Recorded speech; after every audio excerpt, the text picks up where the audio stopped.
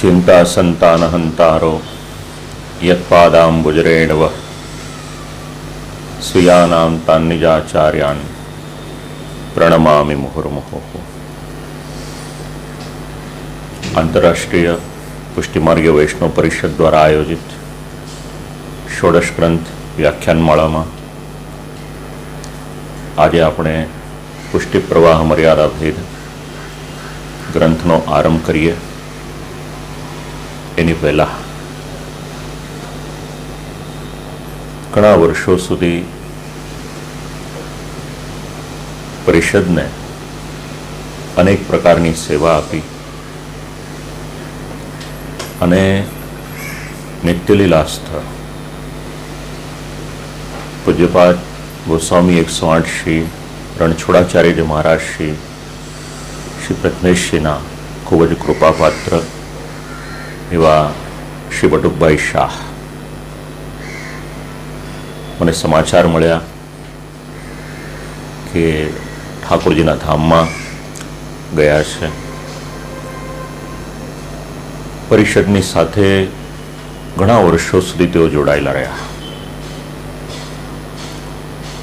परिषद ने नाते तो संबंध खरो ज, एने छोड़ीने पण मारो पण अंगत संबंध एमनी साथे हतो। लगभग 22-23 वर्ष पहला पहली वखत यूके जवानुं थयुं अने ए समय योगानुयोग बटुकभाई पण त्यां आगळ हता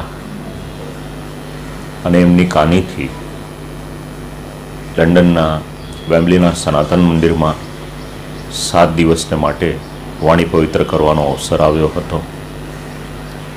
एटलुं ज नहीं, ए समय बे टाइमनी कथा थाय तो बपोरनो समय जे विश्रामनो समय होय 2.5 कलाक 3 कलाक तो कहूँ कि शास्त्री जी आप बीजे क्या पधारशो, बाजुमां ज मारा ससरानुं घर छे, आनंदभाईनुं घर छे, त्यां आगळ आपनी व्यवस्थाओं करी दईश। तो परिषद एनी साथेनो संबंध पण खरो अने एक अंगत संबंध पण खरो। तो जे कंईक सेवा एमणे अहींया आगळ करी ठाकुरजी ए सेवाने स्वीकारे अने पुष्टि मार्ग में जे रीतनो प्रकार है देह छूट्या पछी त्यां पण श्री ठाकुरजी एमनी सेवा में अमने स्वीकार करे। आटली विज्ञप्ति प्रभुना श्री चरणों में करीए अने थोड़ीक सेकंड ने माटे एमना माटे आपणे मौन राखीए। शक्य होय तो अष्टाक्षरनो मंत्र बोलीए मनमा ने मनमा अने त्यार पछी आपणा सत्रनो आपणे आरंभ करीए।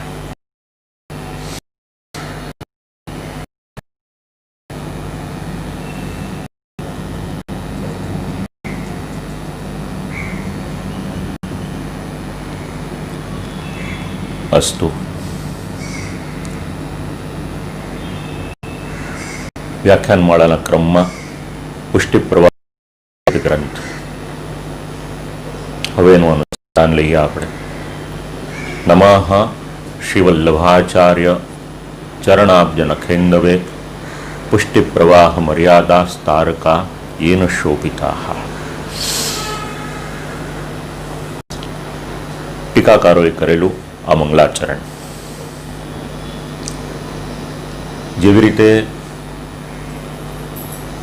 साधन दीपिका एमां आशीर्वाद आपवाने माटे विनंती करवामां आवी तो पूज्यपाद गोस्वामी 108 श्री मधुसूदन जी पूज्य श्री तिलक बावा पधार्या, आपणने सर्वने कृतार्थ कर्या। एनी पछी श्री यमुनाष्टकम एमां अध्यक्ष स्थाने पूज्य गोस्वामी श्री निकुंजलता बेटी जी महोदया श्री एवं पूज्यपाद गोस्वामी 108 श्री रुचिर कुमार जी महोदय श्री मधुसूदन जी आप श्री विराजमान रह्या अने ग्रंथ पछी आपणने पूज्य बेटीजीनो अने पूज्य महोदय श्रीना वचनामृतनो विशेष लाभ मळ्यो। बालबोध ग्रंथना अध्यक्ष स्थाने पूज्यपाद गोस्वामी 108 श्री યોગેશ કુમારજી મહોદયશ્રીને વિનંતી કરી આપશ્રી પધાર્યા. ગ્રંથનો ક્રમ આપણો 2 દિવસનો થયો અને ત્રીજા દિવસે આપશ્રીના વચનામૃત એનો લાભ મળ્યો આપણને. ત્રીજો ગ્રંથ સિદ્ધાંત મુક્તાવલી.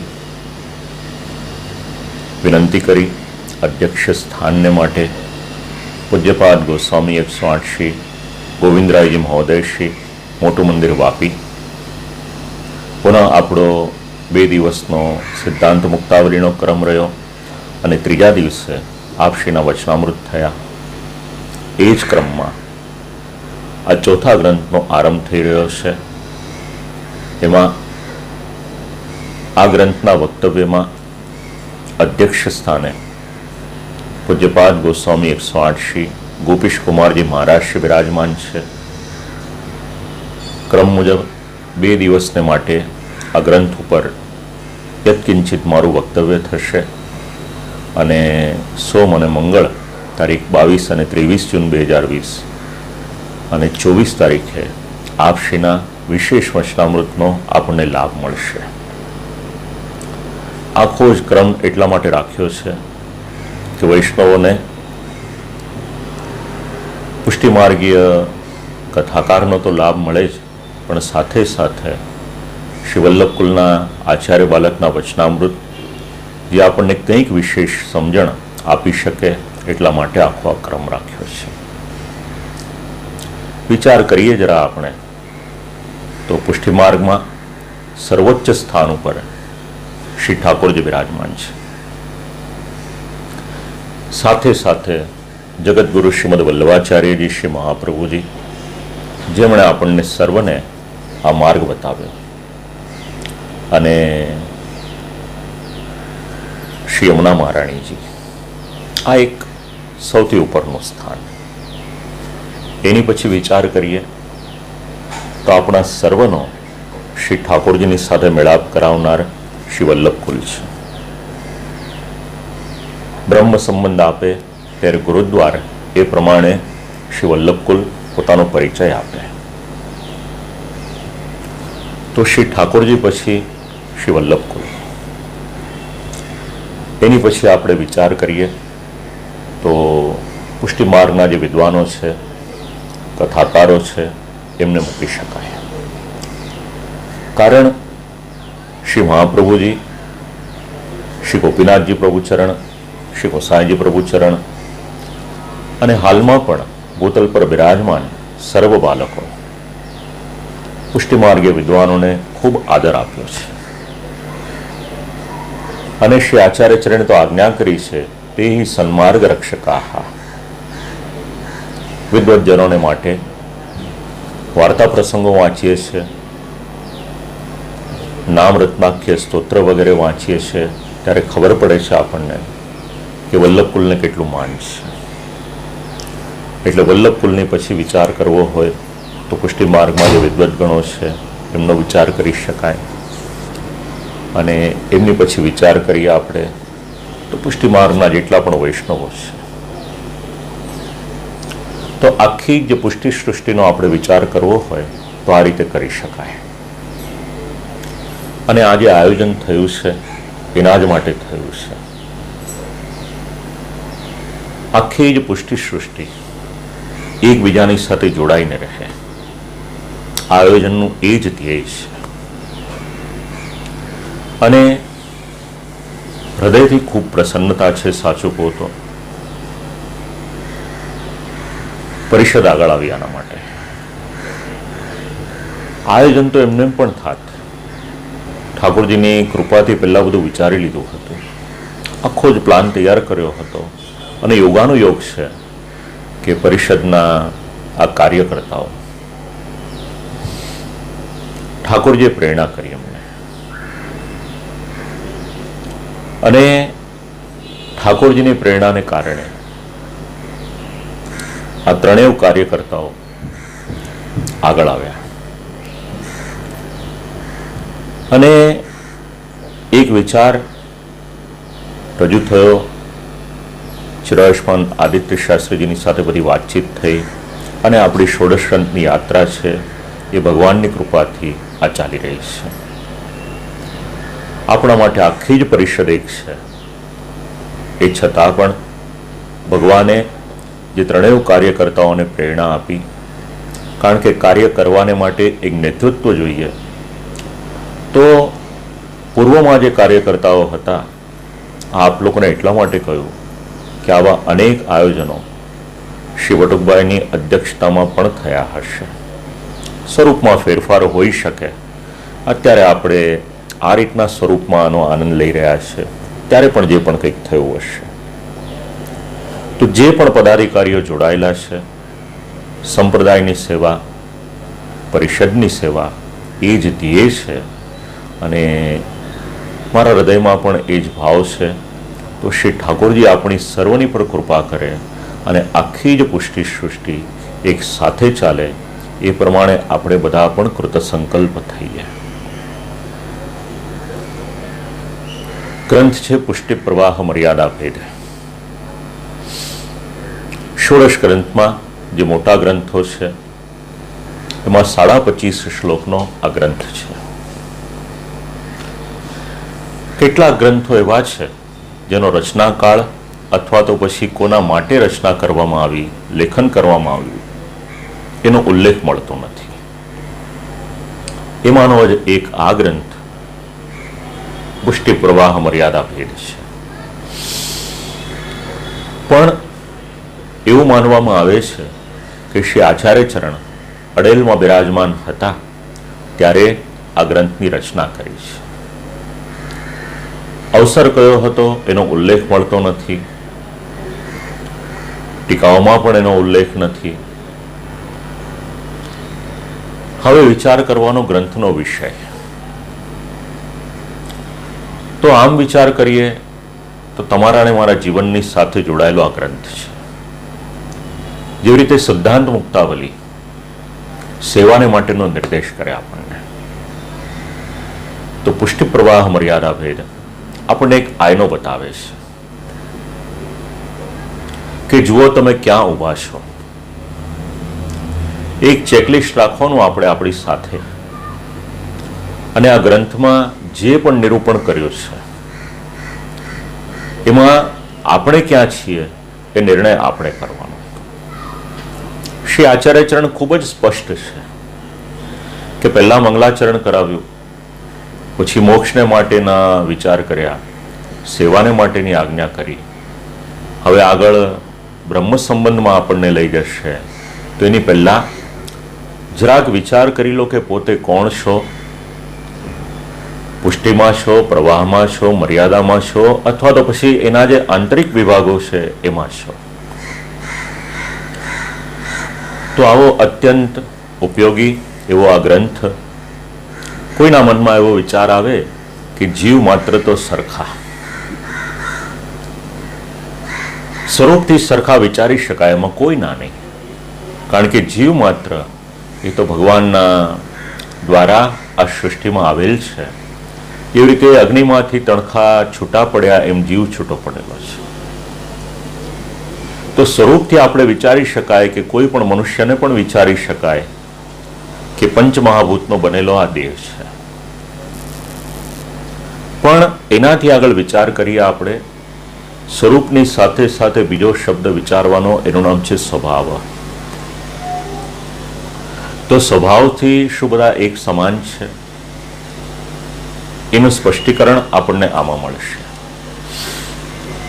તો જીવ માત્રમાં કોઈ પણ પ્રકારનો ભેદ છે કે નહીં? મહાચૈતન્યમાં પ્રકટ થયેલા સર્વ ચેતન જીવો સમાન જ હોય, તો પછી એમનામાં જે તફાવત દેખાય છે તો એના કારણો કયા હોઈ શકે? કોઈક તો કારણ હોય ને કે જેના કારણે બધા અલગ અલગ હોય. તો જો આવો પ્રશ્ન કોઈના મનમાં ઉપસ્થિત થાય તો એનું નિરાકરણ, એનો ઉકેલ આ ગ્રંથ આપણને કરાવે છે કે જીવ એમાંના તફાવત કઈ રીતના. તો સ્વભાવ ભેદથી જીવના ભેદો એ માનવામાં આવ્યા અને એમાં 4 કારણ માન્યા છે. દેહ, ક્રિયા, પ્રવાહ અને ફલ, આ 4 શબ્દના અનુસંધાનમાં પુષ્ટિ પ્રવાહ મર્યાદા ભેદ આને આપણે વિચારી શકાશે. જે વૈષ્ણવ લખતા હોય એમના માટે ફરીથી 4 શબ્દ બોલું: દેહ, ક્રિયા, પ્રવાહ અને ફલ. એ મુજબ જુદા જુદા સ્વરૂપો, નામ અને સંજ્ઞા એનું નિરૂપણ મળે આપણને. તો આ ગ્રંથનો અર્થ પુષ્ટિ, પ્રવાહ, મર્યાદા આ નામના 3 પ્રકારના માર્ગના ભક્તોનો ભેદ સમજાવનારું સાહિત્ય, એનું નામ છે પુષ્ટિ, પ્રવાહ, મર્યાદા ભેદ. નામ પ્રમાણે જ એ આપણને સમજણ આપે છે. સાથે સાથે એ પણ વિચારી શકાય કે જીવની 3 પ્રકારની સંભાવનાઓ, એની સાથે સાથે અવાંતર પ્રકાર, પણ એમાંથી કયું વર્ગીકરણ શ્રી આચાર્ય ચરણને વિપરીત છે એ નિશ્ચિત કરવું થોડુંક અઘરું પણ થઈ જાય. કારણ કે આ ગ્રંથ છે એ પૂર્ણ નથી મળતો, અધૂરો મળે છે. ઉપસંહાર વગેરેનું મળતું નથી. હવે આપણને સર્વને પોતાનો પરિચય કરાવનાર આ ગ્રંથ, તો એના માટેનો આધાર શું? તેનો આધાર આપણે માનીએ તો એના જે ટીકાકારો છે, વેદાંતના આધાર પણ મળે છે, પણ વિશેષ કરીને આ વક્તવ્યમાં આપણે જે આધાર લઈશું એમાં વેદાંતના સૂત્રોની ઉપરાંત શ્રીમદ ભગવદ્ ગીતા અને શ્રીમદ ભાગવત. કારણ કે સમજવામાં આપણને એ વધારે સરળ પડશે, અને એ પણ આપણી કલ્પનાના આધારે નહીં, પણ જે ટીકાકારોએ મંતવ્ય આપ્યું છે એ જ શ્લોકોનો આપણે આધાર લઈ અને પુષ્ટિ, પ્રવાહ અને મર્યાદા આ 3નો વિચાર કરીશું. તો જેવી રીતે શ્રી યમુનાષ્ટકમ, બાલબોધ અને સિદ્ધાંત મુક્તાવલીના ટીકાકાર, એવી જ રીતે પુષ્ટિ, પ્રવાહ, મર્યાદા ભેદ ગ્રંથ, એની પર પણ ટીકાનું લેખન કર્યું શ્રી વલ્લભજી. પહેલી ટીકા. બીજી ટીકા છે શ્રી રઘુનાથજી. ત્રીજી ટીકા છે શ્રી કલ્યાણરાયજી. અને ચોથી ટીકા છે શ્રી પીતાંબરજી. સામાન્ય વૈષ્ણવ વર્ગને માટે આ બધું કોઈ લેવા દેવા હોય નહીં, કારણ કે જેટલું સરળ ભાષામાં સમજાય એટલું એમના માટે શ્રેયસ્કર હોય. પણ ટીકાકારોની પણ કંઈક ને કંઈક ખાસિયત છે. શ્રી પીતાંબરજીની ટીકા વાંચે તો વેદાંતના અભ્યાસુ હોય એ સમજી શકે. તો આ બધા ગ્રંથોમાં, આ ટીકાકારોમાં સરળમાં સરળ ટીકા કોની અને અઘરામાં અઘરી કોની એ પણ વિચારવું પડે. વાત નીકળી તો આપને કંઈક કહું હું. આમ તો 25.5 શ્લોકો છે, પણ જેણે આ ગ્રંથ ઉપર બોલવું હોય એ 25.5 શ્લોકો એક વખત વાંચે તો ન ચાલે. એને પછી શ્રી વલ્લભજીની ટીકા પણ વાંચવી પડે, શ્રી રઘુનાથજીની ટીકા પણ વાંચવી પડે, શ્રી કલ્યાણજીની ટીકા પણ વાંચવી પડે, અને શ્રી પીતાંબરજીની ટીકા પણ વાંચવી પડે. એટલે આમ 25.5 શ્લોક, પણ જો એને 4 વડે ગુણાકાર કરવામાં આવે તો 102 શ્લોક એટલું એને વાંચે ત્યારે આ ગ્રંથમાં કંઈક એનો પ્રવેશ થઈ શકે વાંચનારનો. અને એમાં પણ દરેક ટીકાકારે દરેક શબ્દો સમજાવ્યા ન હોય તો જ્યારે આપણે શ્લોકે શ્લોકે વિચાર કરીએ ત્યારે પછી કયા ટીકાકારે કયું પદ સમજાવ્યું છે એ રીતનું આખું સંકલન વિચારીએ તો આપણને ગ્રંથ સમજવામાં થોડી સાનુકૂળતા રહે. તો આ ગ્રંથમાં પણ 4 ટીકાકારોનું આપણે જે મત છે એ પણ વિચારીશું, અને સાથે સાથે પુષ્ટિ માર્ગના જે વિદ્વાન પ્રવક્તાઓ થયા, લેખકો થયા, વૈષ્ણવો થયા, એમણે પણ જે ચિંતન આપ્યું, તો આ બધો જ વિચાર કરી અને એનું સંકલન આપણે કરીશું તો આ ગ્રંથ સમજવામાં ખૂબ અનુકૂળતા રહેશે. હવે 3 માર્ગ છે: પુષ્ટિ માર્ગ, મર્યાદા માર્ગ અને પ્રવાહ માર્ગ. ખૂબ જ સંક્ષિપ્તમાં એનો આપણે એક એક બે બે વાક્યમાં અનુસંધાન લઈ લઈએ, કારણ કે આખા જ ગ્રંથમાં આપણને આ સમજવામાં ઉપયોગી થશે. તો પુષ્ટિ માર્ગ. તો પુષ્ટિ માર્ગ એટલે શું? તો ભગવાનના અનુગ્રહનો માર્ગ, એનું નામ છે પુષ્ટિ માર્ગ. એક જ વાક્ય. હવે ભગવાન પુષ્ટિપાત્ર જે જીવો છે એમના નિયામક છે. એમના ઉપર કાલ, વેદ ઇત્યાદિનું શાસન એ ચાલતું નથી. અગર એનું નિયમન કોઈ કરે છે અને કંટ્રોલમાં કોઈ રાખે છે તો એ કેવળ ભગવાન રાખે છે. અને ભગવાન જ એ ભક્તને પ્રેરે છે. એટલે એવું વિચારી શકાય કે જે સેવા પ્રધાન માર્ગ છે એ પુષ્ટિ માર્ગ છે. બીજો માર્ગ છે એ મર્યાદા માર્ગ. નામ આપણને સમજાવે છે. વેદના મંતવ્યને અને આદેશને માન આપે, સકામ કામનાથી, ફલની આશાથી કાર્ય થાય, એનું નામ છે મર્યાદા માર્ગ. એટલે વૈદિક મતનું જ્યાં વધારે પ્રાધાન્ય છે અને સાથે સાથે જે કાર્ય કરે છે એ કાર્ય સકામ છે. કર્મ અને જ્ઞાન જેમાં પ્રધાન છે એનું નામ છે મર્યાદા માર્ગ. પુષ્ટિમાં કર્મનું મહાત્મ્ય તો ખરું, પણ એની કરતા પણ વધારે ભાવ એની સાથે જોડાયેલો છે. પણ મર્યાદામાં કર્મ અને જ્ઞાન એની પ્રાધાન્યતા છે, ભાવ બહુ ગૌણ છે. અને ત્રીજો માર્ગ છે પ્રવાહ માર્ગ. સંસારની પરંપરાનો માર્ગ, એનું નામ છે પ્રવાહ માર્ગ.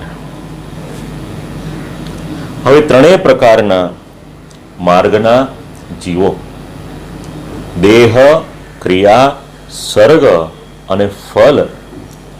હવે આખો જ ગ્રંથ આપણે વિચારવો હોય તો પહેલા તો આજે ત્રણ શબ્દ આપ લોકોને કહ્યા, પુષ્ટિ માર્ગ, મર્યાદા માર્ગ અને પ્રવાહ માર્ગ, એના માટેનો કંઈક આપણે સંક્ષિપ્તમાં વિચાર કરી લઈએ. તો પુષ્ટિજીવના દેહ વગેરે કેવા છે, મર્યાદા જીવના દેહ કેવા છે, પ્રવાહી જીવના દેહ કેવા છે. તો ખૂબ સુંદર સમજણ કોલોકવાસી પૂજ્ય શ્રી કૃષ્ણશંકર શાસ્ત્રીજીએ ભક્તિ નિકુંજ એના હરિપ્રપન્ના જે લખેલું છે એમાં આપેલી છે.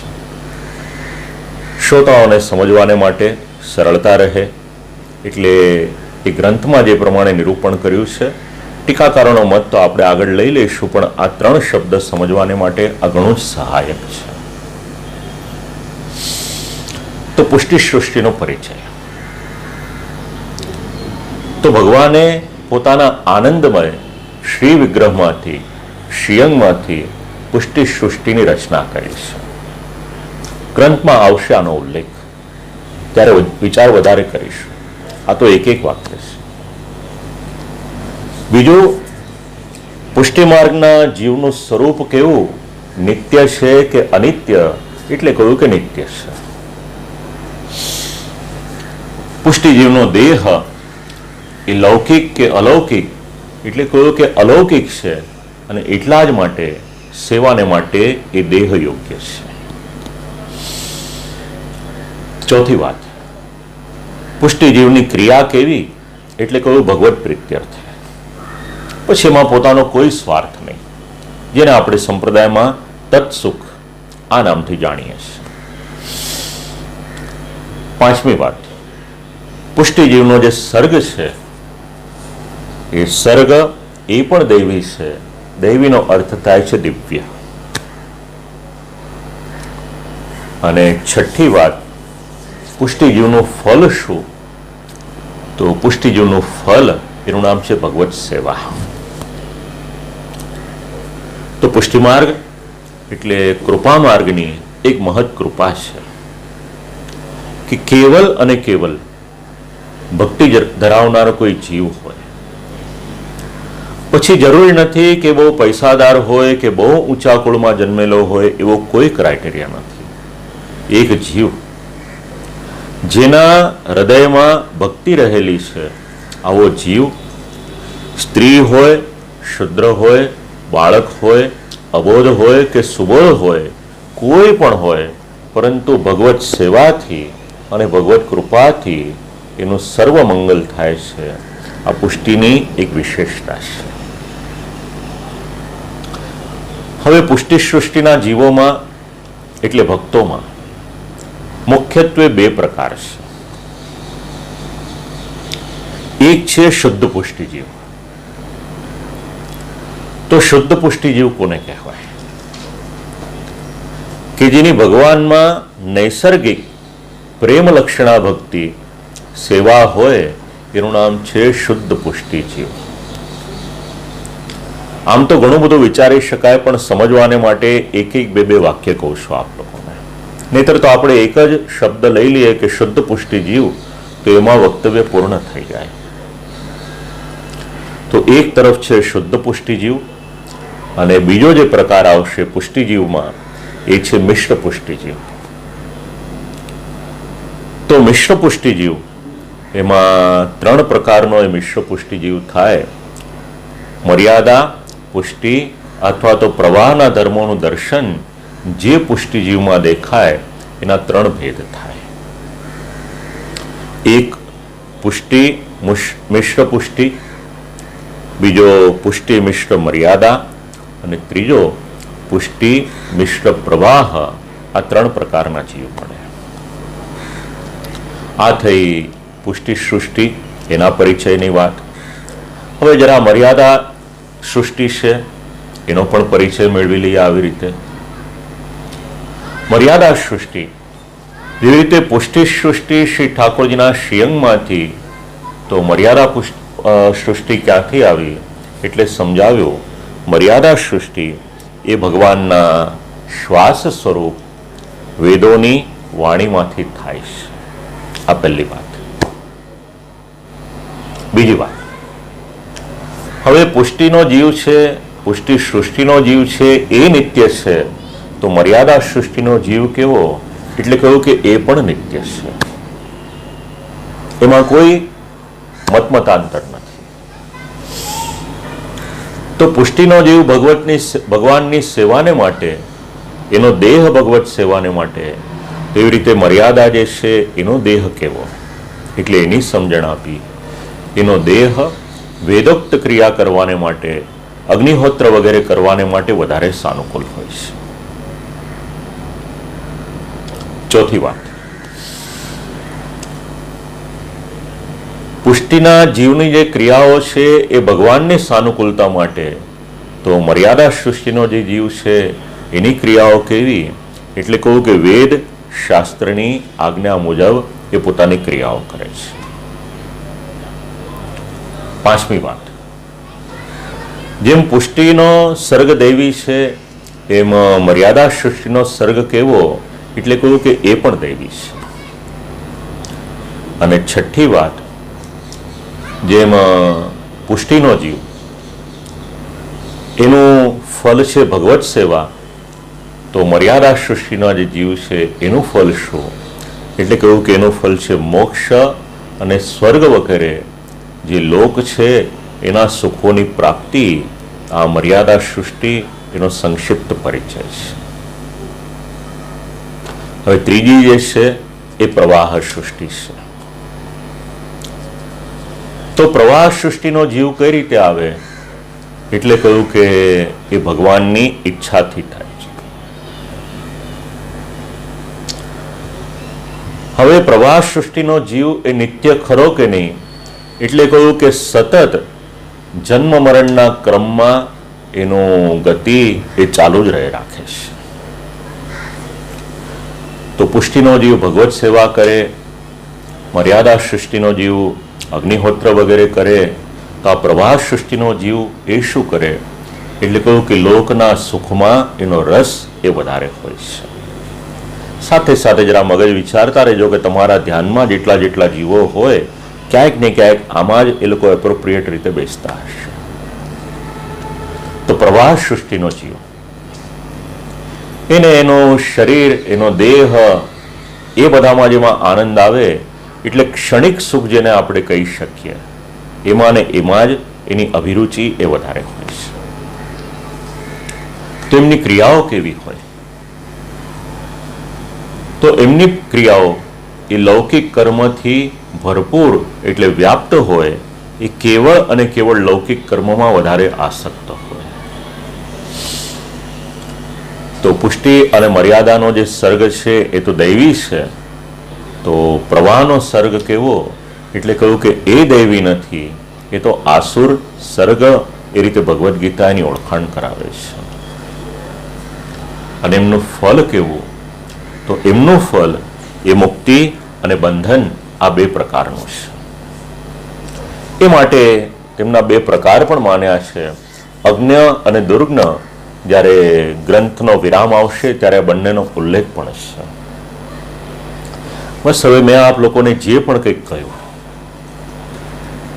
આટલું સમજાઈ જાય એટલે પુષ્ટિ પ્રવાહ મર્યાદા ભેદ ગ્રંથ એ સમજવામાં ઘણી જ સાનુકૂળતા થઈ જાય.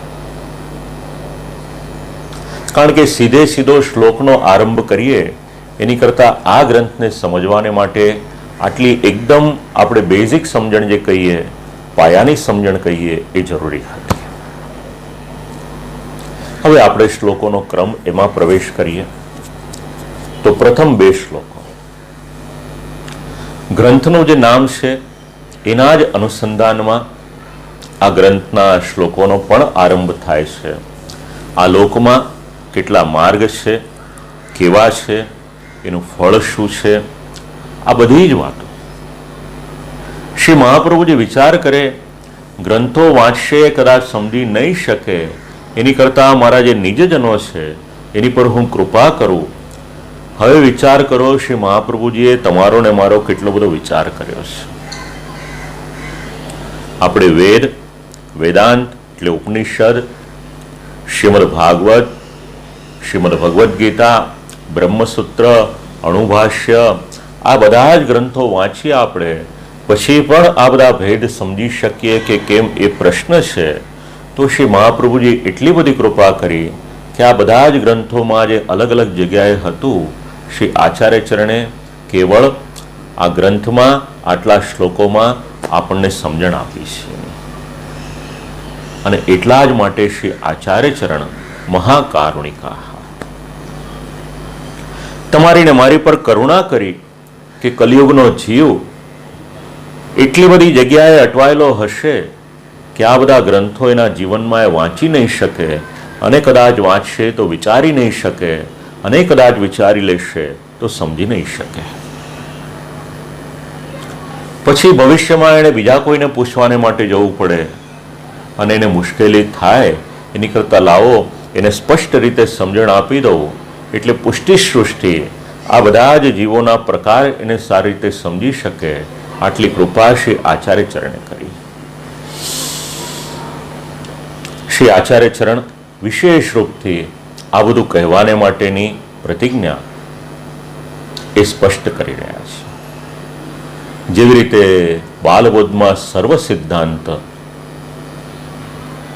સિદ્ધાંત મુક્તાવલીમાં સ્વ સિદ્ધાંત, એવી રીતે અહીંયા આગળ તમને ને મને કોઈ પણ પ્રકારનો સંદેહ ન રહે એ વાત શ્રી આચાર્ય ચરણ સમજાવી રહ્યા છે. પહેલો અને બીજો શ્લોક પુષ્ટિ પ્રવાહ મર્યાદા વિશેષેણ પૃથક પૃથક જીવ દેહ ક્રિયાભેદૈ પ્રવાહેણ ફલેન ચ વક્ષ્યામિ સર્વ સંદેહા ન ભવિષ્યંતિ યશ્રુતેઃ ભક્તિ માર્ગસ્ય કથનાટ પુષ્ટિરસ્તીતિ નિશ્ચયાઃ. જે પણ મેં આપ લોકોને અત્યાર સુધી કહ્યું, આ બે શ્લોકમાં લગભગ એ બધું આવી જાય છે. એ છતાં પણ જે આપણો ક્રમ છે એ ક્રમનું આપણે અનુસંધાન લઈ અને એક એક શ્લોક, એનું એક એક પદ, એના માટે આપણે વિચાર કરીએ. તો ગ્રંથનો આરંભ થાય છે પુષ્ટિ શબ્દથી. તો પુષ્ટિ શબ્દનો અર્થ શું? અનુગ્રહ માર્ગ, કૃપા માર્ગ, આ તો આપણે સૌ જાણીએ છીએ. તેની શાસ્ત્રીય પરિભાષા શ્રી કલ્યાણદાયજી આપણને સમજાવે છે. પુષ્ટિર્નામ ભગવદ અનુગ્રહા ફલપ્રાપકત્વાત ફલાર્થમ મૃગ્યત ઇતિ સ એકો માર્ગ. જો આપણે પુષ્ટિ માર્ગમાં છીએ તો આ વાક્યો આપણે યાદ રાખવા જેવા છે. કોઈ આપણને પૂછે કે ભાઈ તમે પુષ્ટિ માર્ગમાં છો તો પુષ્ટિ શબ્દનો અર્થ શું, તો આપણે જવાબ તો આપી દઈશું કે કૃપા કે અનુગ્રહ. પણ પુષ્ટિમાર્ગને માટે કંઈક પૂછે તો એક વાક્ય એમાં એડિશન તરીકે આપ લોકો ઉપયોગમાં લઈ શકો છો. પુષ્ટિ એટલે ભગવાનનો અનુગ્રહ, પુષ્ટિ માર્ગ ફલપ્રાપક એટલે ફળ અપાવવા વાળો છે. અને ફળ અપાવવા વાળો આવો એક માર્ગ, એને માર્ગ શબ્દથી અહીંયા આગળ ઉલ્લેખ કરવામાં આવ્યો છે. પુષ્ટિર અનુગ્રહો ધર્મેક નિષ્ઠ સ એકો માર્ગ. અનુગ્રહ એટલે કેવળ અને કેવળ ધર્મી સ્વરૂપમાં નિષ્ઠા હોવી. બોલીએ તો છીએ આપણે અનુગ્રહ. ઘણી વખત આપણે વાક્ય પણ બોલીએ છીએ કે આ તો ભગવાનનો અનુગ્રહ. ભગવાન તો અનુગ્રહ કરે છે, પણ ક્યારે કરે તો ધર્મી સ્વરૂપમાં નિષ્ઠતા હોય, આપણે પણ આપણું કર્તવ્ય નિભાવીએ ત્યારે શ્રી ઠાકોરજી આપણી પર કૃપા કરે. તો મનમાં બીજો પણ એક પ્રશ્ન થાય કે માર્ગ કોને કહેવાય?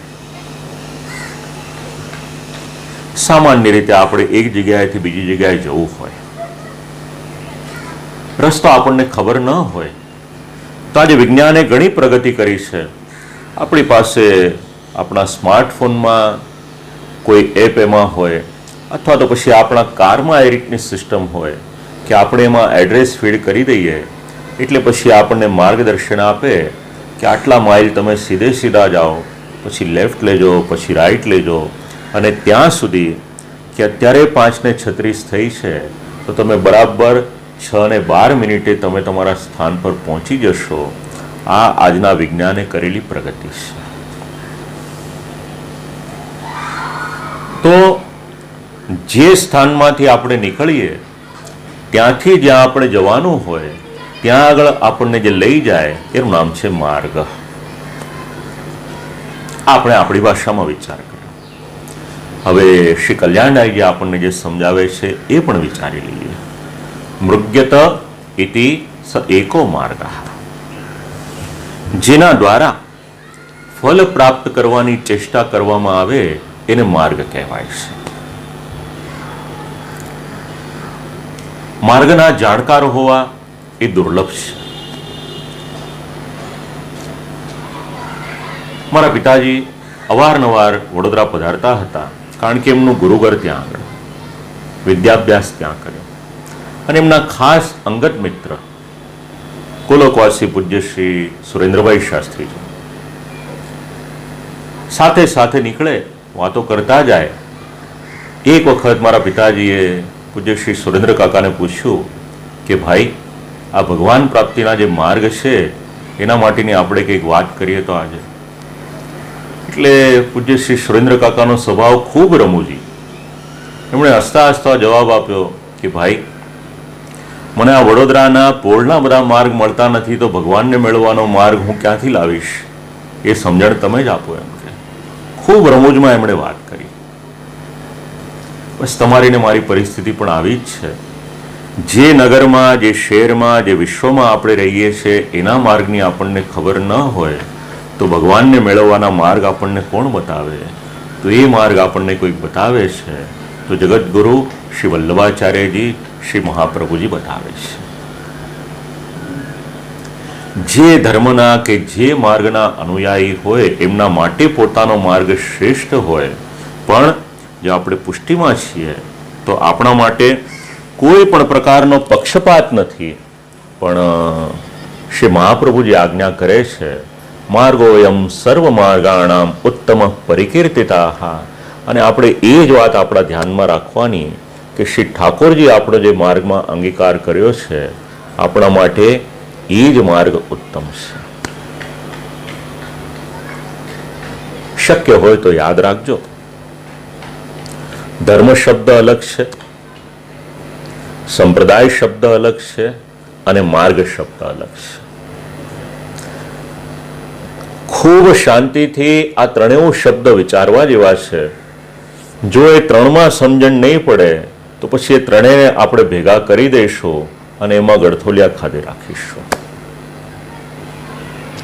ત્રણેયનું અર્થઘટન સમજી અને પછી એ મુજબ આપણો આચાર એ પ્રમાણે ચાલે એ શ્રેયસ્કર છે. તો આ તો પુષ્ટિ શબ્દને માટેની વ્યાખ્યા. શ્લોકનો આરંભ છે પુષ્ટિ પ્રવાહ મર્યાદા. તો પ્રવાહ શબ્દનો અર્થ શું થાય? તો પ્રવાહ શબ્દ સમજાવ્યો. પ્રવાહો નામ જન્માદિ પ્રવાહરૂપ લૌકિક ફલ પ્રાપકત્વાત સોપી માર્ગ. પ્રવાહનો અર્થ શું? જન્મ મરણનો પ્રવાહ, એનું નામ છે પ્રવાહ માર્ગ. તો આ ફલ કયું પ્રાપ્ત કરાવે, એટલે કયું લૌકિક ફલ પ્રાપ્ત કરાવે, એ પણ ક્યાંક ને ક્યાંક લઈ જાય છે. માટે કહ્યું એ પણ એક માર્ગ છે. પુષ્ટિ પ્રવાહ અને શ્રી રઘુનાથજી જ્યારે એને સમજાવે તો જાયસ્વ મ્રિયસ્વેત્યેવમ રૂપઃ, જેઓ દુષ્ટ કર્મ કરે છે એમનું ઉત્પન્ન થાવ અને મૃત્યુ પામે, આ તૃતીય સ્થાન હોય છે. છાંદોગ્ય ઉપનિષદનો મત લઈ અને આ માર્ગને માટે શ્રી રઘુનાથજીએ સમજાવ્યું. ત્રીજો શબ્દ છે મર્યાદા. તો મર્યાદાનો અર્થ શું થાય? મર્યાદા વેદોક્ત કર્મ માર્ગ. વેદમાં કહેવાયેલ અથવા તો વેદે જે માર્ગ બતાવ્યો ભગવાનને મેળવવાને માટેનો, ઇષ્ટ પ્રાપ્તિનો, આત્મકલ્યાણનો, એ જે માર્ગ છે એનું નામ છે મર્યાદા માર્ગ. મર્યાદા વેદોક્ત વચનોત્થાનો માર્ગ. વેદમાં કહેવાયેલ વચનો દ્વારા ઉત્પન્ન થયેલ માર્ગ એ મર્યાદા માર્ગ. પુષ્ટિ પ્રવાહ મર્યાદા શબ્દોનો કંઈક મળતો અર્થ ભક્ત, કર્મનિષ્ઠ અને જ્ઞાની એવા શબ્દોમાં પણ વિદ્વજ્જનો કરે છે. હવે કેટલાક પુષ્ટિજીવો છે, કેટલાક પ્રવાહી જીવો છે, કેટલાક મર્યાદાના જીવો છે. તો આ બધાનું વર્ગીકરણ કરનારા જે શબ્દ મેં આપને શરૂઆતમાં કહ્યા, જીવ, દેહ, ક્રિયા, સૃષ્ટિ અને ફલ, આ શબ્દો આપણે યાદમાં રાખવાના છે. હવે પુષ્ટિ સૃષ્ટિના જીવનો વિચાર બીજા શ્લોકમાં કરવામાં આવ્યો. એનો આરંભ આપણે કરીએ એની પહેલા જરાક એની પણ પૂર્વ પીઠિકા સમજી લઈએ. પુષ્ટિ શબ્દનો અર્થ એ તો ભગવાનની કૃપા છે જ. હવે આ બધા જ માર્ગોની સત્તા, એ વાતનું પ્રમાણ કહેવાની શૃંખલામાં આપશી સર્વપ્રથમ પુષ્ટિ માર્ગની સત્તા જે છે એનું પ્રમાણ, એનું નિરૂપણ કરી રહ્યા છે. હવે શ્રીમદ ભાગવતજીનું અનુસંધાન. આગળ આપ લોકોને એક વાક્ય કહ્યું હતું, શ્રીમદ ભાગવતજીનો 11મો સ્કંદ, એમાં ગૂઢ જ્ઞાન ભરેલું છે. જેવી રીતે મહાભારતમાં ભગવાન શ્રી કૃષ્ણે શ્રીમદ ભગવદ્ ગીતા દ્વારા જ્ઞાન આપ્યું, એવી રીતે શ્રીમદ ભાગવતમાં ભગવાન શ્રી કૃષ્ણએ એકાદશ સ્કંદમાં જ્ઞાન આપ્યું છે. પણ જ્યારે ટ્રેડિશનલ કથાનો સમય હોય છે, પહેલા કથાનો ક્રમ પણ 7-7 કલાકનો હતો, એ હવે 3-3.5 કલાકનો થઈ ગયો. અને એમાં પણ જ્યારે એકાદશ સ્કંદ આવે તો 15 થી 20 મિનિટ જેટલો સમય માંડ મળે. આ અત્યારની પરિસ્થિતિ છે. અહીંયા આગળ અનુસંધાન લે છે ભક્તિ માર્ગના પ્રમાણને માટેનું અનુસંધાન. બહવો મત્પદમ પ્રાપ્તા સ્વાષ્ટકાયા ધવાદયા વૃષપર્વા બલિર્બાણો મયશ્ચાથ વિભીષણા સુગ્રીવો હનુમાન વૃક્ષો ગજો ગૃદ્રો વણિકપથા. ઘણા બધા નામ ગણાવ્યા છે. નામનું તાત્પર્ય શું છે? તો આ બધા જ ભગવાનને પ્રાપ્ત કઈ રીતે થયા સત્સંગાન મામ ઉપાગતાહ, આ બધા જ મને પ્રાપ્ત થયા તો કેવળ અને કેવળ સત્સંગના માધ્યમના દ્વારા. નથી તો એમણે વેદનું અધ્યયન કર્યું, નથી કોઈ મહાપુરુષની ઉપાસના કરી, નથી કોઈ વ્રત કર્યું, નથી કોઈ તપસ્યા કરી. એમાં ઉલ્લેખ કર્યો છે વ્રજભક્તોનો, પણ તેઓ પણ ભગવાનને કઈ રીતે મળ્યા? તો ગોપીજનો ભલે શ્રુતિરૂપા છે, ઋષિરૂપા છે, પણ ગોપીજનોના દેહથી પધાર્યા તો કોઈ પ્રકારના વેદોનો અભ્યાસ નથી કર્યો, એ છતાં પણ ભગવાનને મેળવી શક્યા છે. આ વિશ્વના લોકોને અને ખાસ કરીને પુષ્ટિ માર્ગમાં જે આવે છે એને એક અભય વચન છે, ભગવાનના વચન, કે જો મારી પાસે આવવું હોય તો કોઈ ચિંતા કરશો નહીં, નિસ્સાધન બનીને આવો, કેવલે નહીં ભાવેન ગોપ્યો ગાવો નગા મૃગાહા. જો દિવ્ય ભાવ લઈને આવશો અને સર્વસ્વ સમર્પણ કરશો, શરણાગતિ કરશો, દ્રઢ આશ્રય રાખશો તો તમારું કલ્યાણ અવશ્ય કરીશ.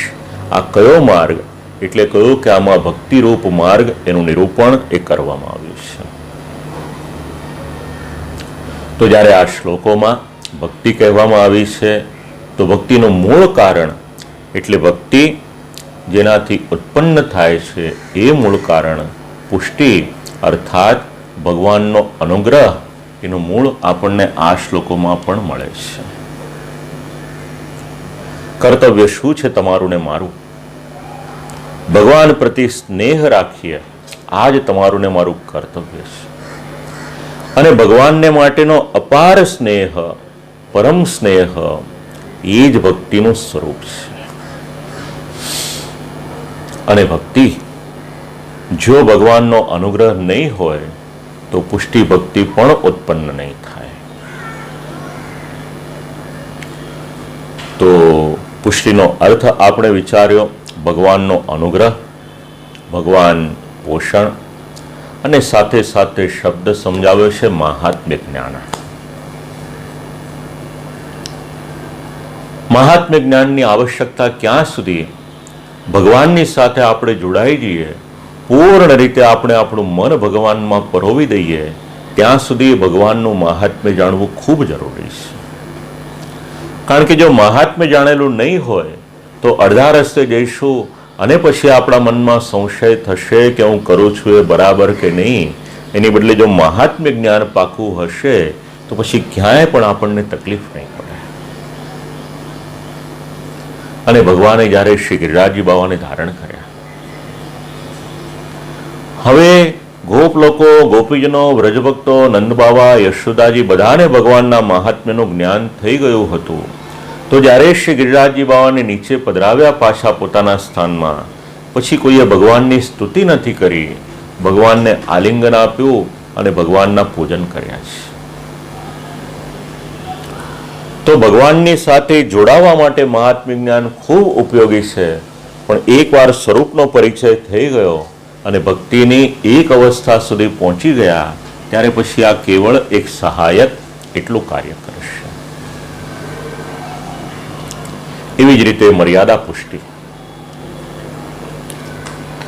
એમાં પણ ભગવાન અનુગ્રહ કરે એવું નથી કે ન કરે, પણ એમાં કોઈક સાધનની આવશ્યકતા હોય છે. પુષ્ટિમાં ભગવાનનો અનુગ્રહ એ ભગવાનની કેવળ અને કેવળ કૃપા અને ઈચ્છાને કારણે, પણ મર્યાદા પુષ્ટિમાં સાધન મિશ્ર ભાવાત સાધનાનુગ્રહો ભક્તિ માર્ગે મર્યાદે ચ્યુચ્યતે. જ્યારે ભગવાન સાધન સહિત અનુગ્રહ કરે તો એને મર્યાદા પુષ્ટિ એ પ્રમાણે કહેવામાં આવે છે. હવે પુષ્ટિ રત્ર દ્વિરૂપા હિ મર્યાદા પુષ્ટિ ભેદતા. બે પ્રકારની પુષ્ટિનું પણ નિરૂપણ છે. એમાં વિશ્વરૂપ અને વૃત્રાસુર એનું ઉદાહરણ આપ્યું છે. વિશ્વરૂપ એ મર્યાદા પુષ્ટિની અંતર્ગત છે અને વૃત્રાસુર એ પુષ્ટિની અંતર્ગત છે. અને ત્રીજો શબ્દ એ છે પ્રાવાહિકી ભક્તિ. પ્રાવાહિક ભક્તિસ્તુ ભક્તસ્ય ફલાર્થમ. ભક્તની એવી ઈચ્છા થાય કે મને કોઈ ફળ મળે.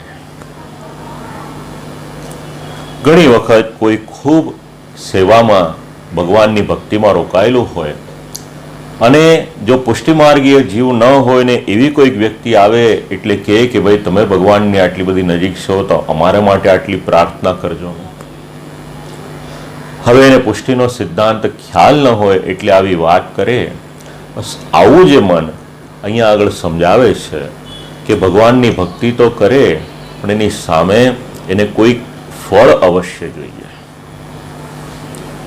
ફલાર્થમ, કેવળ ફળ પ્રાપ્ત કરવાને માટે ભગવાનની ભક્તિ કરે. હવે એને ભગવાનને માટે કોઈ પણ પ્રકારનો સ્નેહ એના મનમાં છે જ નહીં. એટલે પૂજા માર્ગની સમાન પણ એનો વિચાર કરી શકાય. આ ત્રણ વાત શેને માટે સમજ્યા આપણે? આ એના માટે સમજ્યા કે આ ત્રણેયમાં જો મુખ્ય અગર કંઈક હોય તો પુષ્ટિ ભક્તિ મુખ્ય છે. હવે જ્યાં સુધી આ ત્રણ સમજીએ નહીં ત્યાં સુધી પુષ્ટિ ભક્તિ એનું મહાત્મ્ય આપણને સમજાય નહીં. અને પુષ્ટિ ભક્તિ કરનાર જે હોય એમને ભગવાન પ્રતિ પરમ અનુરાગ હોય. શાંડિલ્ય સૂત્ર વગેરેનું એમાં અનુસંધાન આપવામાં આવ્યું છે. ભક્તિહંસનું અનુસંધાન આપવામાં આવ્યું છે. તો બસ આ બીજો શ્લોક સમજાવે છે, વક્ષ્યામિ સર્વ સંદેહા ન ભવિષ્યતિ યશુતે. આ બધું જાણશો તો કોઈ પણ પ્રકારનો સંદેહ રહેશે નહીં. અને ભક્તિ માર્ગ છે એવું કહેવાથી જ ભક્તિ માર્ગસ્ય કથનાત પુષ્ટિરસ્થિતિ નિશ્ચયા, એટલે ભગવાનનો અનુગ્રહ છે એ નિશ્ચિત થાય છે. તો આરંભના આ બે શ્લોકો એમાં આપણને આટલી સમજણ મળી. હવે જો બે શ્લોકોને માટે લગભગ 45 મિનિટ લાગે તો 25.5 શ્લોકોને માટે કેટલો સમય થાય એની જરા કલ્પના કરી જુઓ. એક બેનનો મેસેજ આવ્યો હતો, સોશિયલ મીડિયા પર લખ્યું હતું એમણે કે સિદ્ધાંત મુક્તાવલીમાં સમય ઓછો પડ્યો હોય એવું લાગ્યું. 2.5 કલાક નહીં, 3 કલાક નહીં, 5 કલાક લઈશું તો પણ ઓછા જ પડશે. પણ આગળ કહ્યું હતું એ પ્રમાણે અત્યારના કેવળ આમાં પ્રવેશ એની ભૂમિકા નિશ્ચિત કરી લો એ બી ટીકા ગ્રંથોના જ આધારે. મારી કલ્પના આમાં કોઈ પ્રકારની નથી. જે પણ છે આ બધું જ ટીકાકારોનો, વિદ્વજ્જનોનો અભિપ્રાય એ જ કહું છું. ત્રીજો શ્લોક એનો વિષય પૂર્વાર્ધમાં પ્રવાહ માર્ગ અને ઉત્તરાર્ધમાં મર્યાદા માર્ગની સત્તા વિદ્યમાન છે એના પ્રમાણોનો ઉલ્લેખ શ્રી આચાર્ય ચરણ કરે છે. પુષ્ટિનું લક્ષણ તો વર્ણવ્યું, હવે પ્રવાહ અને મર્યાદા એના સ્વરૂપને પણ સમજાવે છે. શ્લોકો શ્રવણ કરતા કરતા અનુસંધાન અવશ્ય રાખજો કે આપણે આમાંથી ક્યાં આગળ છીએ એ વાત ભૂલશો નહીં આપ લોકો. દો ભૂત સર્ગા વિત્યુક્તે હે પ્રવાહોપી વ્યવસ્થિતા વેદસ્ય વિદ્યમાનત્વાત મર્યાદાપી વ્યવસ્થિતા.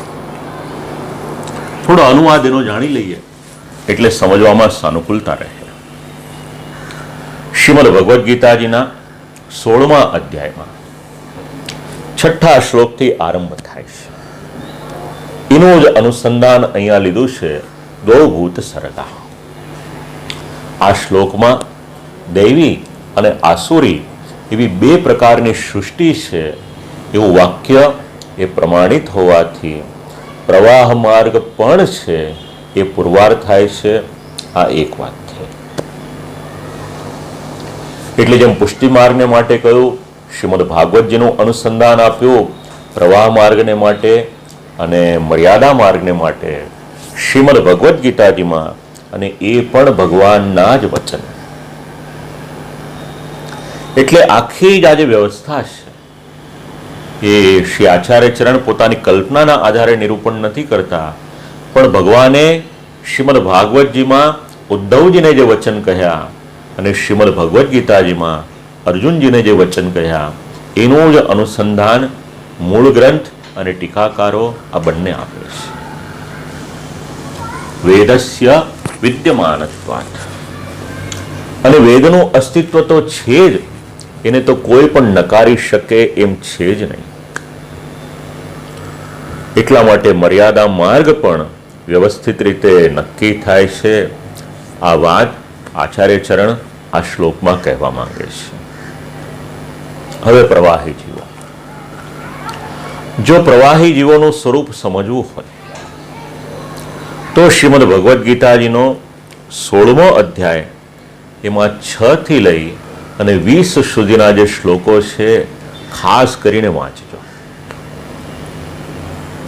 કેટલાક વૈષ્ણવો આ સત્રમાં એવા પણ છે કે જેમણે છેલ્લા 3 મહિનામાં જેટલા સત્ર થયા એમાં કોઈ પણ સત્ર છોડ્યું નથી. તો જે વૈષ્ણવોએ શ્રીમદ ભગવદ્ ગીતાજી એટેન્ડ કર્યા હશે એમને આ વાત તરત જ સમજાઈ જશે. કારણ કે એ અધ્યાયમાં લગભગ દરેક શબ્દ એ સમજાવ્યો હતો. ભગવાને જે આજ્ઞા કરી છે એમાં દો ભૂત સર્ગો લોકેસ્મિન દૈવ આસુર એવ ચ દેવો દૈવો વિસ્તર્શ પ્રોક્ત આસુરમ પાર્થ મેં શૃણુ, કે ભાઈ દૈવી જીવ તો શ્રવણ કરાવ્યા, હવે આસુરી જીવ છે એનું નિરૂપણ કરું છું. તો આસુરી કેવા હોય? પ્રવૃત્તિમ ચ નિવૃત્તિમ ચ જનાન વિદુરાસુરાહ ન શૌચમ નાપી ચાચારો ન સત્યમ તેષુ વિદ્યતે. જેમના જીવનમાં આચાર વિચાર નથી, જેમના જીવનમાં પવિત્રતા નથી, જેમના જીવનમાં સત્યને બદલે કેવળ અસત્ય જ છે, જેઓ જગતને અનિશ્વર માને છે, જેઓ કામમાશ્રિત દુષ્પૂરમ એટલે કામમાં જ રોકાયેલા છે, અને આશા પાશ શતરબદ્ધ અનેક પ્રકારની આશાઓમાં પોતાનું જીવન એ વ્યતીત કરે છે. મને આટલું મળ્યું અને આટલું મળવાનું બાકી છે. ઇદમદ્ય મયા લબ્ધમ ઇમમ પ્રાપ્સ્યે મનોરથમ, આવા અનેક પ્રકારના જેમના લક્ષણ છે, આ બધા કેવા છે? એટલે શ્રી ઠાકોરજી ભગવાન શ્રી કૃષ્ણ આજ્ઞા કરે છે અર્જુનજીને, આસુરીમ યોનિમાપન્ના મૂઢા જન્મની જન્મની, કે આ બધા જે છે આસુરી યોનિને પ્રાપ્ત કરે છે અને આસુરી યોનિને પ્રાપ્ત કરી અનેક જન્મો વ્યતીત કરે છે. તતો યાન્ત્યદમામ ગતિમ, એટલે પ્રવાહી જીવો કેવા? પ્રવાહી જીવ એટલે આસુરી જીવોનું નિરૂપણ ભગવાને સ્વયં કરેલું છે, એટલે એ સૃષ્ટિ પણ છે. એમની પરંપરા ચાલે રાખે. હવે મર્યાદા માર્ગ, તો મર્યાદા માર્ગનું પ્રમાણ ક્યાંથી મળે? એટલે ખૂબ સંક્ષિપ્તમાં શ્રી આચાર્ય ચરણ આજ્ઞા કરી દે છે, વેદસ્ય વિદ્યમાનત્વાત. જો તમે વેદને માનો છો તો વેદ વાંચી લો. વેદમાં સ્પષ્ટપણે સમજાવેલું છે, અને વેદો અને વેદોક્ત કર્મ તથા જ્ઞાન માર્ગનું નિરૂપણ આપણને ક્યાંક મળશે તે વેદમાં મળશે, અને વેદમાં નિરૂપણ કર્યું જેનું, આ બધો મર્યાદા માર્ગ છે. કર્મ માટે, જ્ઞાન મેળવવાને માટે વેદમાં જે પદ્ધતિ નિરૂપિત કરવામાં આવી એ પ્રમાણે કર્મ કરવાથી ફળ મળે છે.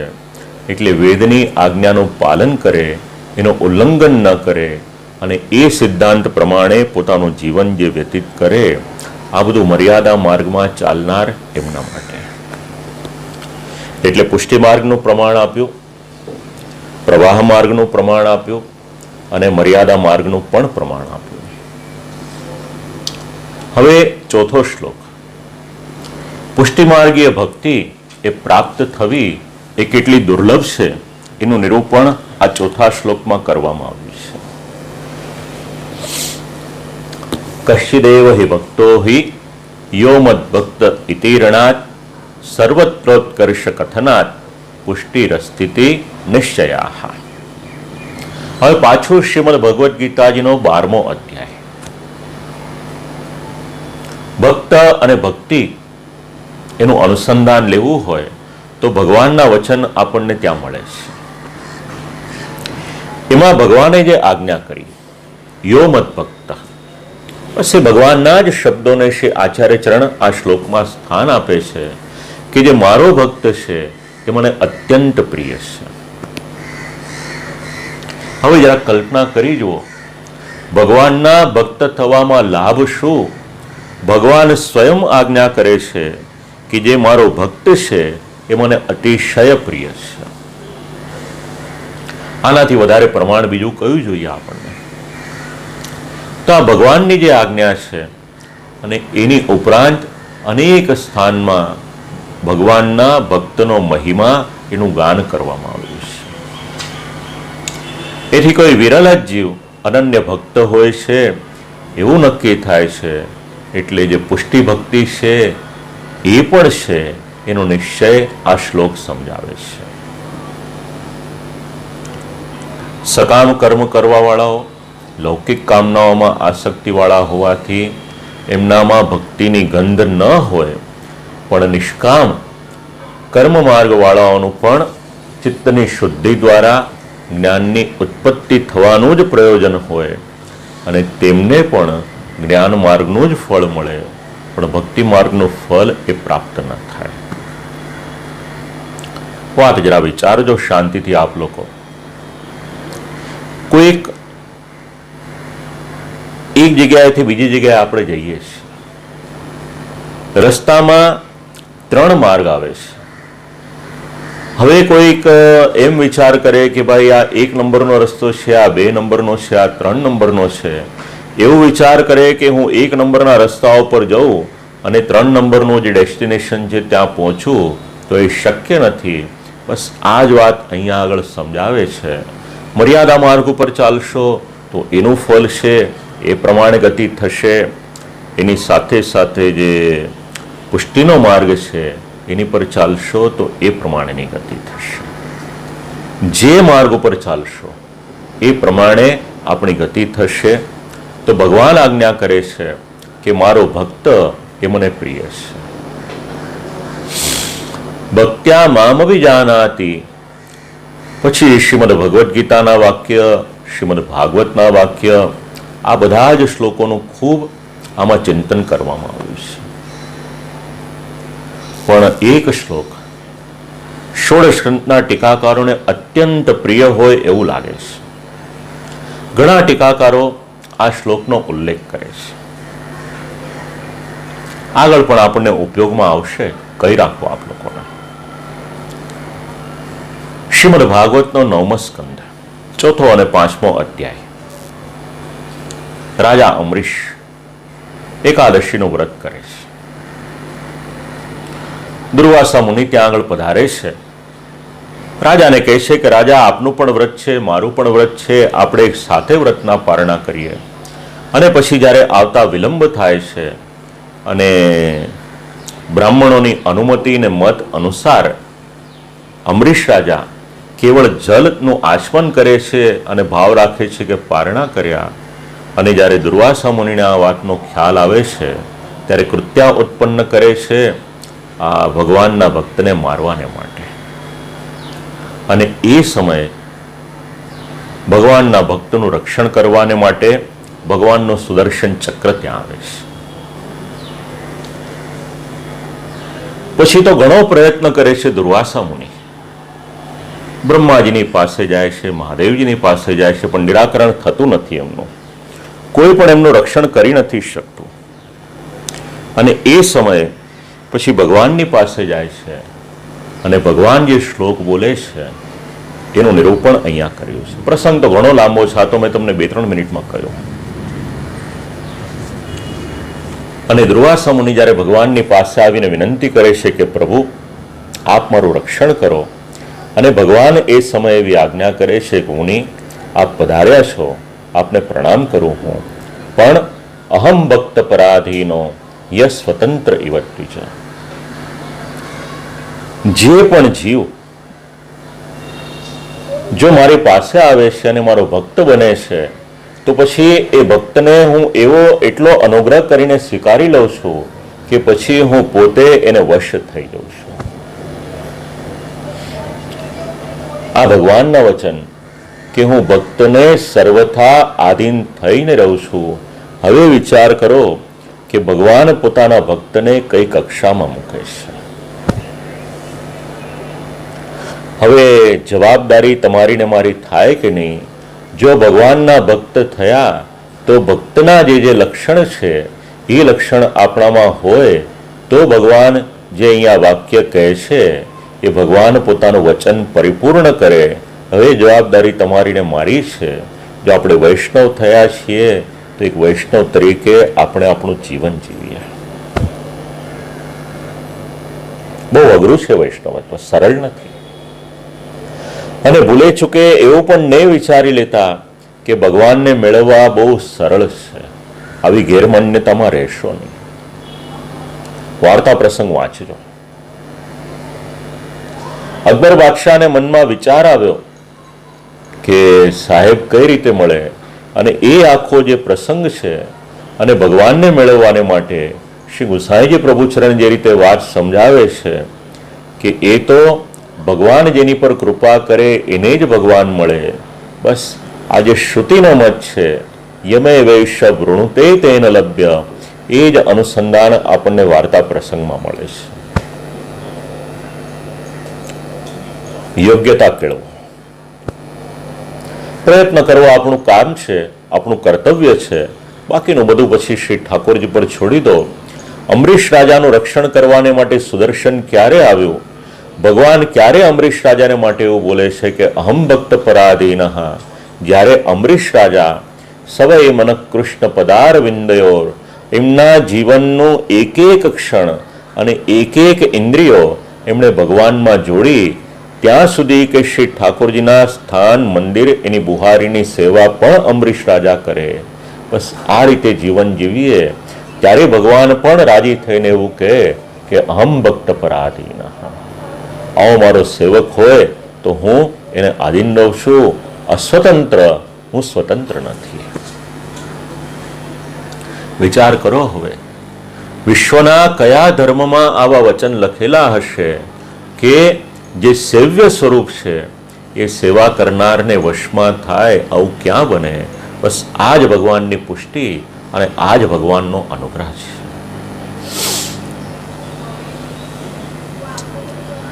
ઘણા બધા શ્લોકો ટીકાકારો અને એમાં પણ વ્રજાંગના ષટપદીના એક એક શ્લોકનો ઉલ્લેખ કરે છે.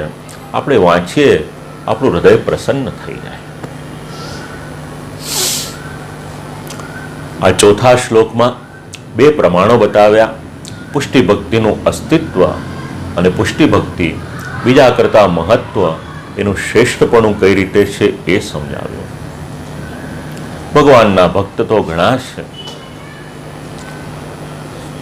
હવે એમાં કેવળ ભજન કરે, આનંદ લે એ મર્યાદા ભક્તો, જ્ઞાન ધરાવતા હોય, પણ ભગવાન કહે કે આ નહીં, મને કેવો ભક્ત જોઈએ? તો ભગવાન એવું કહે કે મને તો અનન્ય ભક્તિ કરનાર, મારો જે અનન્ય ભક્ત હોય, એવા લક્ષણ વાળો હોય એવો ભક્ત મને જોઈએ છે. ચોથા શ્લોકમાં આટલું સમજી આ શ્લોકને શ્રી આચાર્ય ચરણની વાણીને પ્રણામ કરી અને પાંચમા શ્લોકમાં આપણે કંઈક વિચાર કરીએ. હવે આગળના શ્લોકમાં શ્રી આચાર્ય ચરણ પુષ્ટિ માર્ગીયોનો પ્રવાહ માર્ગીય અને મર્યાદા માર્ગીય જીવોથી ભેદ કઈ રીતનો છે એ બતાવે છે. ન સર્વોત પ્રવાહાદિ ભિન્નો વેદાચ્ચ ભેદતાઃ યદા યસ્યેતિ વચનાન નાહમ વેદૈ રીતિરણાત. શ્રીમદ ભાગવતજીના ચતુર્થ સ્કંદનો 26મો અધ્યાય. એમાં આત્મા તરીકે ગણેલા જે જીવ એની પર ભગવાન કૃપા કરે છે એવું જે વચન છે. અને સાથે સાથે શ્રીમદ ભગવદ્ ગીતા એમાં 11મો અધ્યાય, નાહમ વેદેર્ન તપસા ન દાનેન ચૈજ્યયા શક્ય એવમ વિદો દ્રષ્ટુમ દૃષ્ટવાન સિમામ યથા, એનું અનુસંધાન અહીંયા આગળ લેવાનું છે. કે વેદથી, તપથી, દાન વગેરે ઇત્યાદિથી હું જોઈ ન શકાઉં, એના દ્વારા મારા સ્વરૂપના દર્શન ન થાય, તો એ સ્વરૂપના દર્શન અર્જુન તને થઈ રહ્યા છે એનું કારણ શું છે? એનું કારણ એક જ છે, એનું નામ છે એ મારી કૃપા. આ બધા વાક્યો એવું સમજાવે છે કે સેવા કરનાર અને પ્રભુને પ્રસન્ન રાખનાર જે ભક્ત છે એ ભક્ત એ વધારે યોગ્ય છે. સેવા કરીએ, કેવળ ક્રિયામાં ન અટવાઈએ, આપણે સાથે સાથે ભાવની પ્રાધાન્યતા જે આપણને શ્રી મહાપ્રભુજીએ આજ્ઞા કરી છે, ચેતસ્તત પ્રવણમ સેવા, એનું અનુસંધાન આપણે આ બધા શ્લોકોની સાથે સતત રાખવાનું.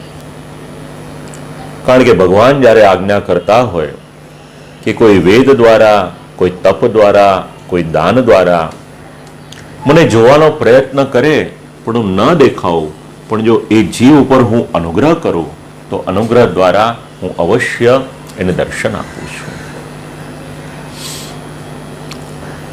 તો ભગવાનની સેવા અને ભગવત સેવા કરનાર, સાથે સાથે શ્રીમદ ભાગવતમાં ચતુર્થ સ્કંદ એમાં મોક્ષ પ્રકરણ, એનું પણ અનુસંધાન આ શ્લોકમાં સ્વીકારવામાં આવ્યું છે.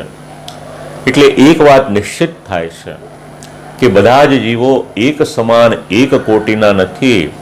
પુષ્ટિ માર્ગ, પ્રવાહ માર્ગ અને મર્યાદા માર્ગ, આ ત્રણેય માર્ગ જે પ્રમાણે અલગ અલગ છે એ નિશ્ચય આ 5મા શ્લોકમાં આપણને સમજવા મળે છે. હવે કોઈકના મનમાં એવો વિચાર આવે કે ભાઈ અમે પુષ્ટિમાં પણ રહીએ અને સાથે સાથે પ્રવાહ અને મર્યાદા આ બંનેમાં રહીએ, એમાં પણ અમે જે કંઈક કરીશું તેનું ફળ અમને પુષ્ટિના ફળની અંતર્ગત જ મળી જશે. તો કોઈના મનમાં આવો કંઈક વિચાર આવ્યો હોય તો શ્રી આચાર્ય ચરણ 6ઠ્ઠા શ્લોકમાં આવી કોઈ શંકા હોય તો પૂર્વ પક્ષીનું સમાધાન શ્રી મહાપ્રભુજી કરી રહ્યા છે.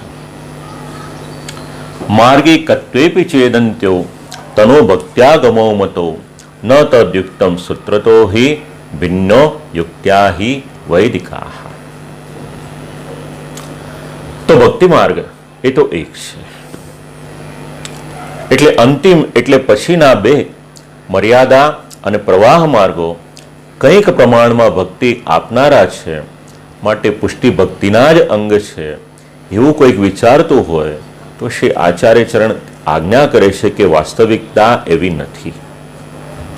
કારણ સૂત્ર ગ્રંથોથી અને યુક્તિથી મર્યાદા, વૈદિક માર્ગ ભિન્ન છે એવો સ્પષ્ટ રીતે નિર્ણય થાય છે, નિશ્ચય થાય છે. તો હવે વિચારવાનું કે અંગોને કહેવાય. અંગનો અર્થ શું? આપણે અંગ કહીએ એ તો બરાબર, પણ જે મુખ્ય ફળ હોય એને પ્રાપ્ત કરાવવામાં જે સહાયક થાય એનું નામ અંગ. પણ એને સ્વતંત્ર રૂપથી આપણાથી ફળ એ માની ન લેવાય. તો પ્રવાહ માર્ગ અને મર્યાદા માર્ગને જો ભક્તિ માર્ગનું અંગ માની શકાય, ક્યારે માની શકાય? કે જ્યારે એ ભક્તિ માર્ગમાં પ્રાપ્ત થવાવાળા કોઈ પણ ફળમાં પોતાની ભૂમિકા ભજવત, તો પછી આ બંને માર્ગને પુષ્ટિ માર્ગની અંતર્ગત ફલપ્રદાતા તરીકે માનવામાં કંઈ વાંધો નહીં. પરંતુ ભક્તિ એ તો સ્વતંત્ર પુરુષાર્થ રૂપા છે. ભક્તિ પોતે જ ફળ આપવાને માટે સામર્થ્યવાન છે, એને કોઈની પણ અપેક્ષા નથી, માટે બાકીના બંને માર્ગને એનું અંગ એ માની ન શકાય. આપણી ભાષામાં સમજીએ જરા, ષોડશચંદની ભાષા ભારે લાગે તો. અત્યારના વિશ્વમાં ઘણા લોકોને ઘણી તકલીફ છે. ભગવાનની કૃપાથી ભગવાને આપણને કંઈક સામર્થ્ય આપ્યું હોય, કોઈ આપણી પાસે આવે કે ભાઈ બાળકોની ફીસ ભરવી છે, આપણે કહીએ કે ભાઈ ચિંતા ન કરીશ, ઠાકોરજીની કૃપાથી થઈ જશે. કંઈક દ્રવ્યની આપણે મદદરૂપ થઈ શકીએ, તો પોતાનામાં સામર્થ્ય જ્યારે હોય વ્યક્તિમાં, તો પછી એ બીજાની પર નિર્ભર ન કરે કે ભાઈ આ મારો ઓળખીતો આવ્યો છે મારી પાસે, તો મારે બીજા બે જણની પાસેથી લઈને એને આપવું એવું નથી.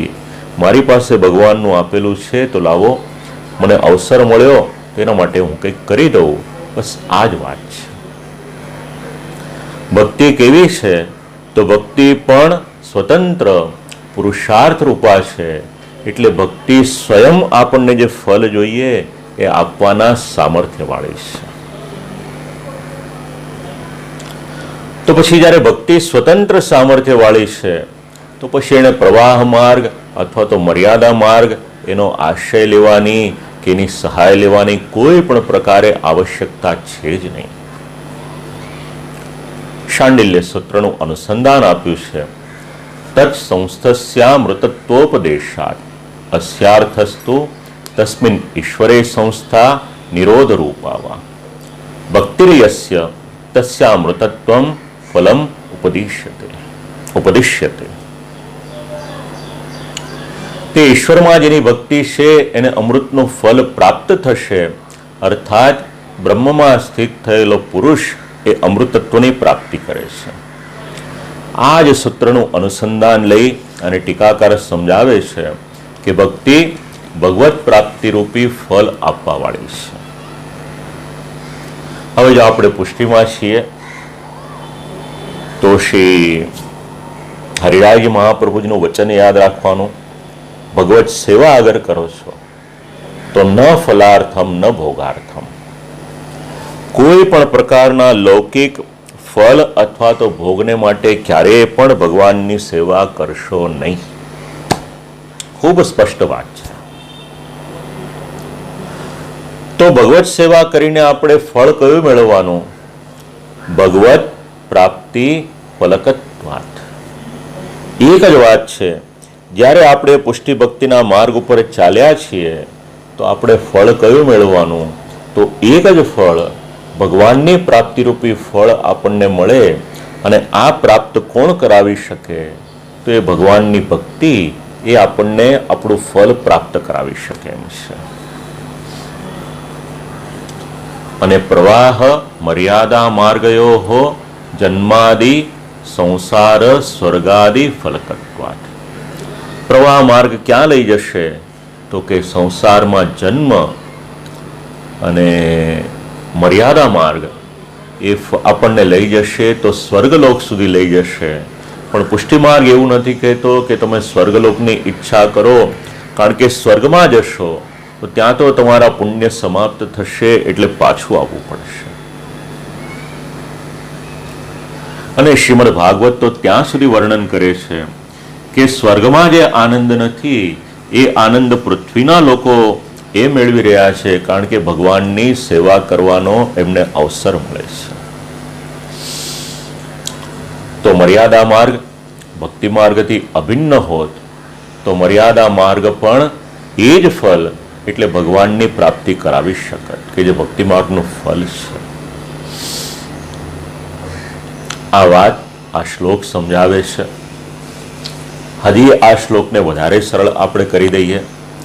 મર્યાદા, પ્રવાહ અને પુષ્ટિ એ ત્રણેય ભક્તિ માર્ગ ગણવા હોય તો કદાચ ગણી શકો, એમાં વાંધો નહીં.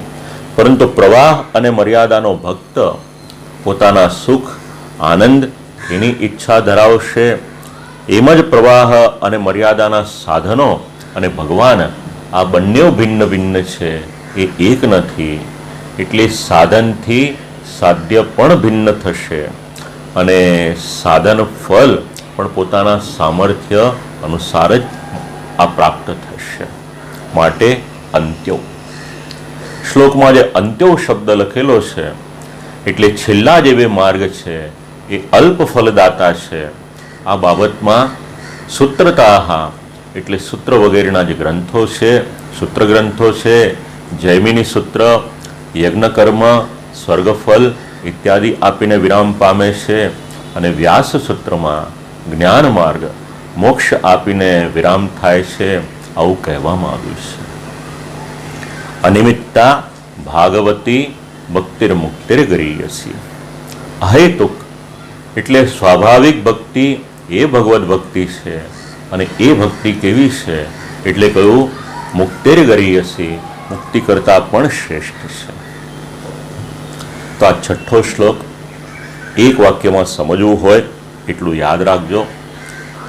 પ્રમાણ વચન અને યુક્તિઓથી પણ પ્રેમ લક્ષણા ભક્તિ છે એ જ સર્વશ્રેષ્ઠ છે. આવી સમજણ આપણને આ શ્લોકમાં મળે છે. તો આજે આ 6 શ્લોક સુધીનો ક્રમ આપણે રાખીએ. આવતીકાલે આરંભ કરીશું અને ગ્રંથના વિરામ સુધી જ્યાં જ્યાં આવશ્યકતા હશે ત્યાં 6:15 બદલે આપણે 6:30 સુધીનો ક્રમ રાખીશું. તો પુનઃ એક વખત જે પણ માધ્યમથી, ઝૂમનું માધ્યમ હોય, ફેસબુકનું માધ્યમ હોય, યુટ્યુબનું માધ્યમ હોય, જે પણ માધ્યમથી જે પણ શ્રોતાઓ આની સાથે જોડાયેલા હોય, આપ સર્વને ભગવત સ્મરણ અને શ્રી વલ્લભકુલના આચાર્ય બાળકોને સદૈન્ય દંડવત પ્રણામ કરું. જે પણ પાર્ટિસિપન્ટ છે, ચેટમાં જે પણ કંઈ કમેન્ટ કરી હોય, વક્તવ્ય પૂર્ણ થશે એટલે હું જરા વાંચી લઈશ. પણ જેમણે પણ દંડવત પ્રણામ કર્યા હોય એ સર્વને હૃદયપૂર્વકના આશીર્વાદ અને ભગવત સ્મરણ કર્યા હોય તો મારી તરફથી પણ આપ લોકોને ભગવત સ્મરણ છે. આટલું કહી અને આજની જે વાણી છે શ્રી આચાર્ય ચરણના શ્રીચરણમાં એને સમર્પિત કરી અને વિરામ લઉં છું. અસ્તુ.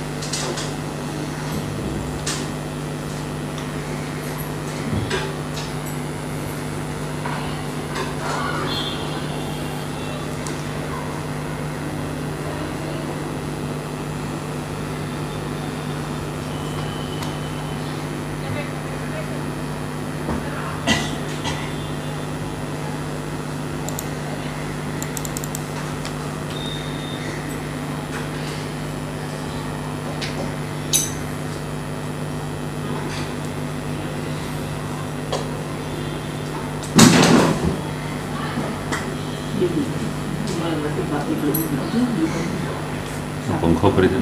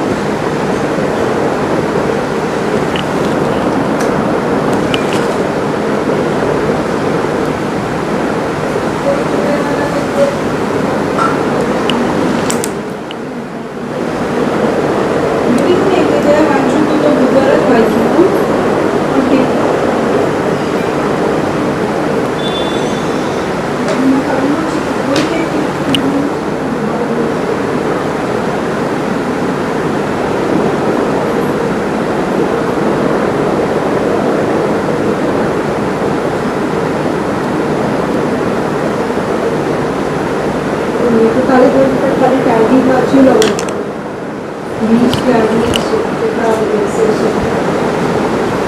છે